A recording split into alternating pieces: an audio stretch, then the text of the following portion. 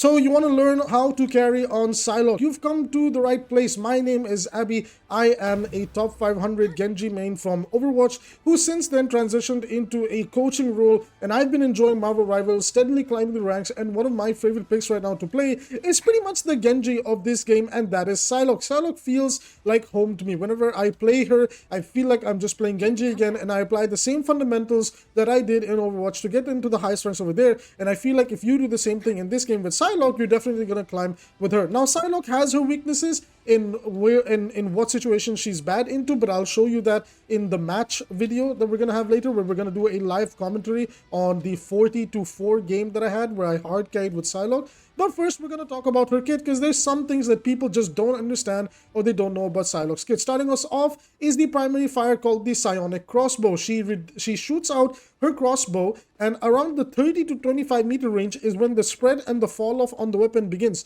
So even if you're going for the head, like I do on this bot over here, your damage is still a little bit awkward, and it's very easy to out-heal. That just kind of sucks. The perfect range for Psylocke is around the 5 meter, 10 meter, and 15 meter mark, where the damage is at an all-time high, and that's a great place for her to start doing her, damage itself. Another important thing to note is this primary fire is so crucial because the more damage that you do, the faster your cooldowns come back. Now, what are her cooldowns? We'll get into them in just a second. Starting us off is her first ability called the Wing Shuriken. She's going to throw out 3 psionic shurikens that stick on to the enemy. You can pull them back by pressing the button again. The most important thing is that it gives you bonus health, or as we like to call it, over health in Overwatch. So if I throw out the shurikens, you can see my HP went up from 250 to 300, and then I pulled them back, and then the HP bar begins to dwindle slowly. So it's really important to understand this. There's a bunch of different combos that you can do with Psylocke. You can, spam primary fire into your right click. You can spam right click into a primary fire. Both is completely fine. In my personal opinion, the best combo to start with usually is when you're going on to a target. Try to get your wing shurikens on the target first, and then apply damage and pull out the shurikens to confirm a kill, or to just keep applying more pressure. The reason you want to try and start with the wing shurikens is usually if the target's gonna try and interact with you, you want to have as much SP as possible to stay alive. Psylocke is very squishy, and her hitbox is decently chonky. I wonder why. And it's pretty easy to take her down when she does get caught. So try not to get isolated when you're playing the character. Starting off, Psylocke's other abilities, the first one is basically her invisibility. You can go invisible for 3 seconds, and it allows you to get a nice free setup on the enemy. Psylocke's next ability is called the Psyblade Dash. This one is really simple and straightforward. You just dash through an enemy. Now again, coming back to her primary fire, watch my cooldowns. You can see that my cooldowns are actually charging much faster the more damage that I do. So you definitely want to prioritize getting headshots with Psylocke. The final ability that we have for Psylocke is called the Wings of the Butterfly, or well, it's actually called the Dance of the Butterfly, but I just, she gets the coolest wings ever. And that is basically her ultimate. So in a big circular zone, Psylocke will aimbot onto everybody and start doing big chunks of damage. This ultimate is very fun to use, but in practicality, the best way to use it is actually going to be against about 2 targets, like 2 targets max or minimum. Usually if you want to really secure a kill that you don't want to lose, you can also commit your ultimate over there. So these are just some things to think about. The only reason I say not to use it beyond 2 or maximum 3 is because the more people are in Psylocke's circle, the longer it takes for her to slash each target like one by one. So if I want to kind of showcase this in the practice range over here, we're just going to quickly summon the bots. Give me one moment. So here's like 3 different bots that I'm going to do my ultimate on. So you can see she actually has to tag them again and again, one by one. So the more bots there are, the worse it gets, because there's actually a chance that people might even survive your ult. So try to keep that in the back of your mind. I also recommend highly utilizing the practice range to practice your aim. Now you don't want these bots. What you actually want to do is come over to the control switch over here and the parameters over here. Click on this parameter button and change this to, now in me personally, I like to make it the backline characters, and arguably the toughest backline character to kill is Mantis because of the permanent speed boost that she has most of the time. So I like to put her, and then what I like to do is to allow her to be dynamic in her movement, and just click apply. So what happens is you get like these Mantis bots over here. Like, let's see if that works.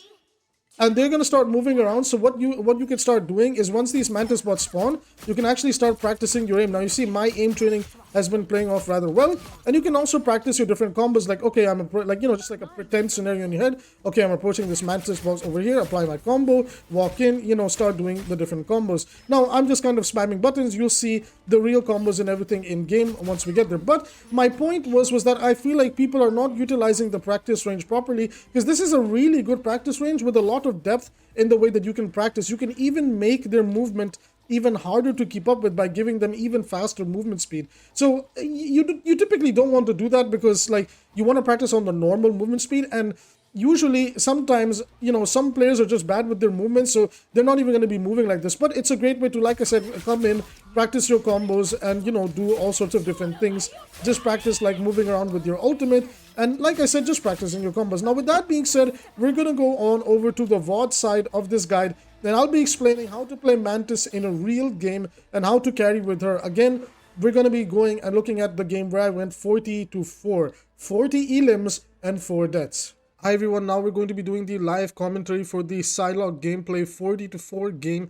Now it's extremely important that as we are playing Psylocke, we need to prioritize two things. Number one, punishing overextended characters, as well as prioritizing eliminating the backline usually around the time a team fight is starting. If you can pace yourselves well, this way you'll be able to create pressure, force a support or a strategist to look at you, which means that you will be taking away healing from a team fight at best, allowing your team to win off of that advantage, or you can secure the elimination and snowball from there. Now over here, starting this game, a Spider-Man is already in our front line, and I'm pretty confident with this duel, so we start pressuring him, because if Spider-Man gets rolling, it can be a problem and so on. So we take him out real quick. Hulk is over here. Apply some poke pressure. I don't like the fact that the enemy team is approaching me.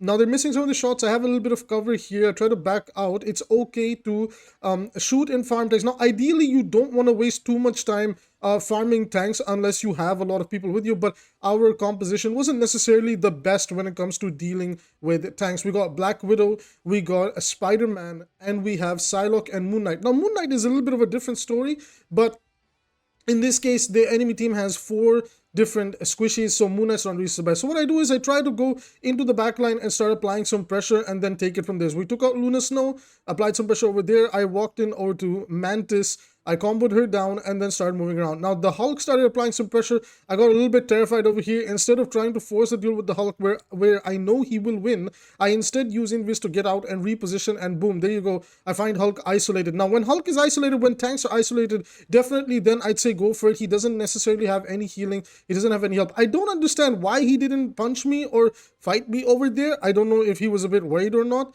that I might be using, if I had the team up ability or not, but for some reason he just didn't want to punch me. So I actually use this to my advantage to lower his HP bar, and like I mentioned earlier in the guide, make sure to use your Psylocke ultimate on about 2 people. It's more than enough. You don't need to go for these big team kills. So over there we secure the 2 kills, and then we apply pressure to this Wanda to get out. Now I use my speed boost, my invisibility, to kind of get in and apply a little bit more pressure and kind of overextend. Now this is one of the things that you need to avoid. Now sometimes it can work out. If I got my dash back, or if I had another E cooldown over there, I could have definitely gotten out, but try to not greed for kills. The only reason I went for a bit of a greedy kill over there was because I thought, okay, like at the moment, the rest of my team isn't necessarily like picking up on kills.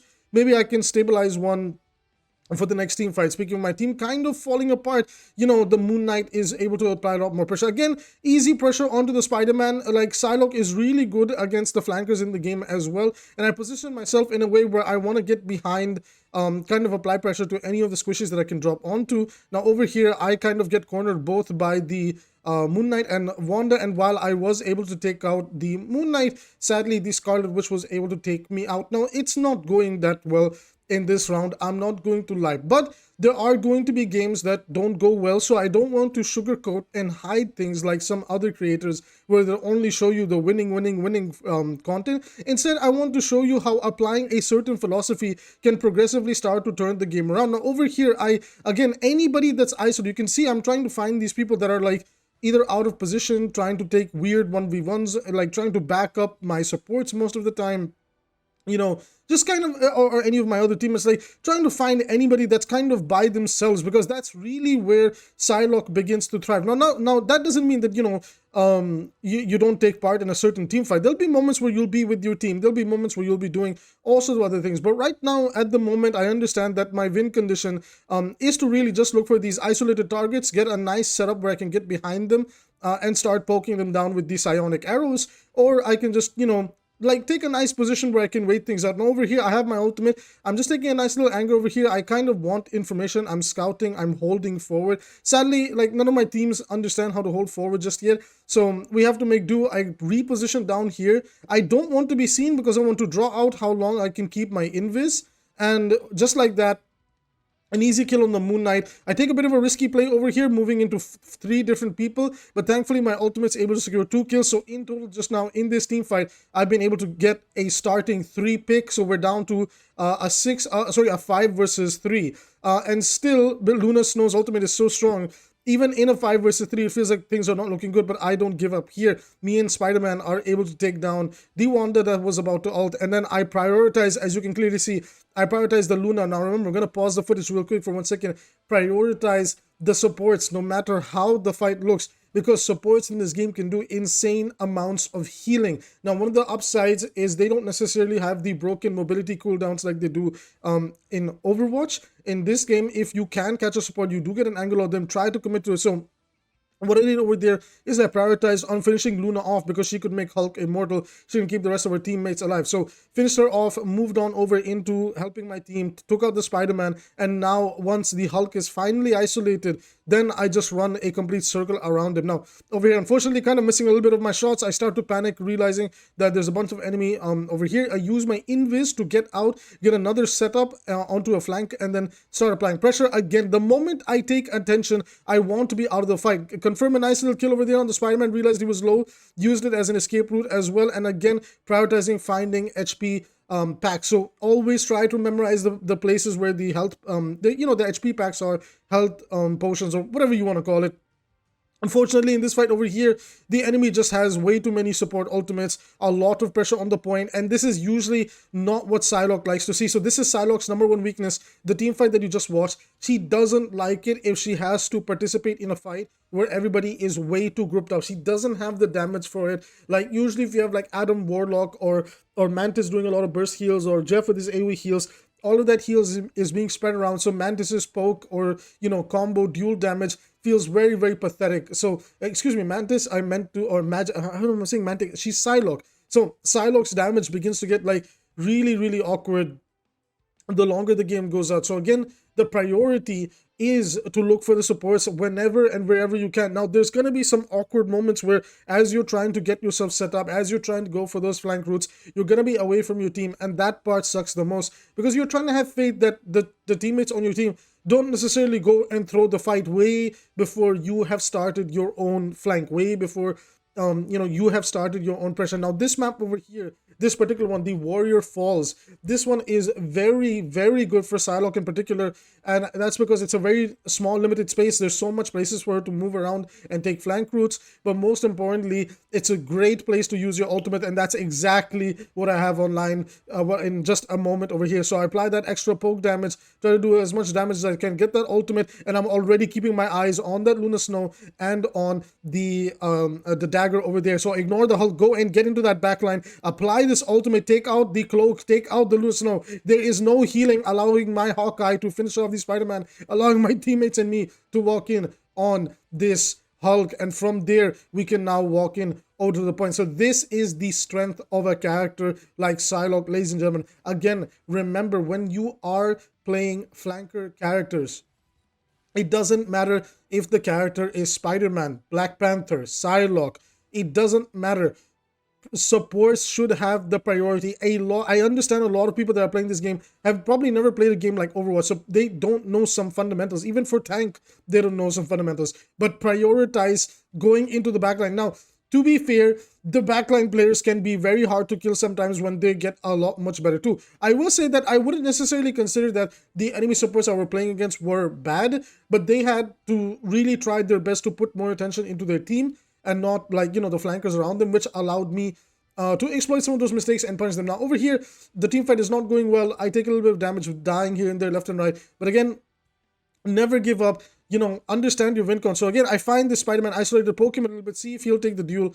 And, he just he's minding his own business. Walking back over to point, realized the Hulk was low, finished him off, moving in yet again. And again, just, just using my, going to this fight, like my basic, okay, somebody's low, somebody's isolated, let me finish it off, move in. Now, Luna's a little bit tougher to kill over here, and my Moon Knight applies pressure onto point with his ultimate, and I just walk in and try to confirm the rest of the skills, and then immediately avoid the poke damage. Now, I took some poke damage from the back over there.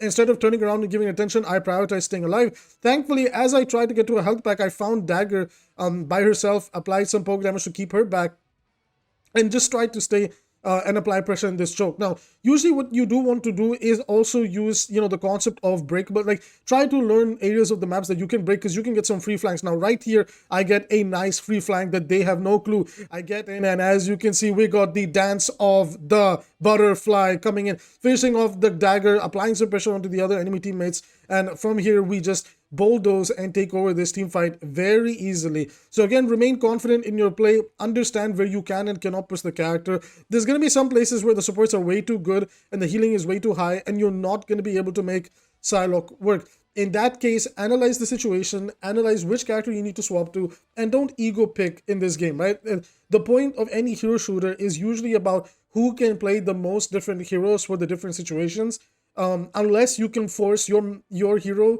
to win off of sheer mechanics alone. So I would say in this case and scenario, I'm actually winning off of sheer mechanics alone. All right, moving on over to the next part of this map. I believe this is called the Palace. I'm not sure what this part even is, but 20 seconds left into the point starting. Now, this is the biggest risk I'm taking. I'm really trying to go for this flank, scouting over here. I'm about to check, what I cannot break. But the enemy team kind of breaks that for me. And again, I look for the dagger really quickly to slide into the backline. Miss the dash on over there, but I do more than enough to kind of secure the kill. My Peter Parker Spider-Man on the side confirms the kill on the Moon Knight, and my Hawkeye is putting in work. So I'm like, all right, I can just kind of do whatever I want. Over here, I feel nice and comfortable that I know the Hulk doesn't have, much protection, much help. Sadly, gets stunned again. But, I'm able to survive because my Magneto comes to my aid. Now, I don't necessarily commit staying there because I am a little bit low. So, again, prioritize staying alive on flankers. Like, don't ego commit to picks. Like, understand the range of what you can and cannot push. I usually give myself a maximum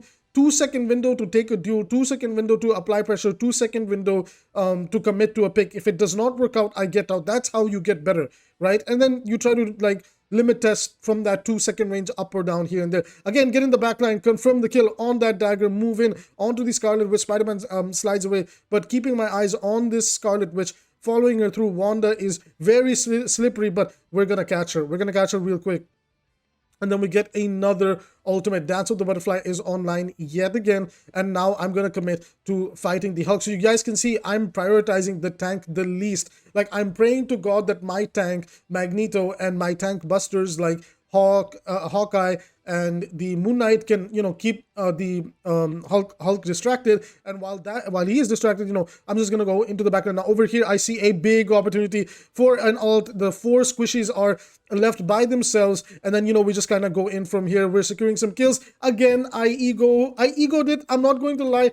I was a little bit upset over here because I thought my tank could have walked in, my team could have walked in, and I could have confirmed a 4K over here. But again, it's one of those cases where I didn't necessarily pay attention to where my team was. So whenever you're playing flankers, try to also pace yourself according to where and when your team are going in or engaging, because that's kind of like a really important and crucial part to playing flankers themselves. Usually if you engage without your team, and even if you're doing well, just because your team isn't there, sometimes it might not work out in your favor. Now we enter the fight. The cloak and dagger was overextended. Don't know why, but they got caught, and I'm now moving in here and in and out, trying to get an angle onto that Luna Snow, respecting the enemy's commitments to ultimates, watching out for the map hazards. And again, I just kind of messed up the dash over there. But thankfully, Lady Luck was on my side for once, but then she wasn't because Witch got out of that situation. I used my invis scouting information. I prioritize Wanda because she is the biggest threat sometimes especially when she has her ult as well. From there, me and my teammates just kind of walk in.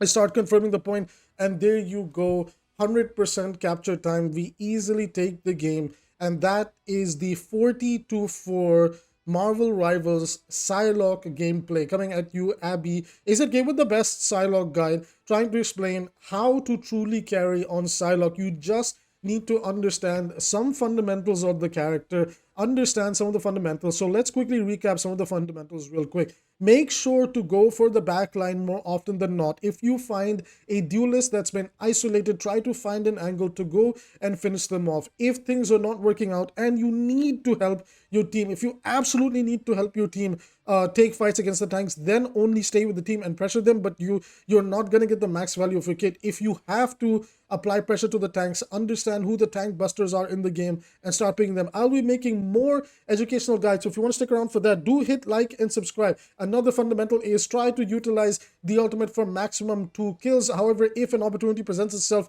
where your team is applying pressure, they are walking in, and you can do a big ultimate, then go for it. Because I believe, if I'm not mistaken, Psylocke does become intangible. She cannot be interacted with, if I'm not wrong, in her ultimate. So usually you can get away with minimum 2 kills in that sort of a team fight. So that is some of the fundamentals to keep in mind for Mantis. That's how you too can become one of the best Psylocke. Dude, Psylocke has me in some sort of a trance from one psychic to another because I cannot get her name right in this guy. I'm so sorry. I invested all my brain cells in playing her so well for a guide like this with the 40-4 performance that I've completely forgotten what her name is. So anyways, everybody, that's going to be it for the Psylocke guide. We're definitely going to be doing guides on the strategists and also the vanguards, the tanks and the supports. So if you want to stick around for more educational content, please let me know in the comments down below. With that being said, I will see you in the next video.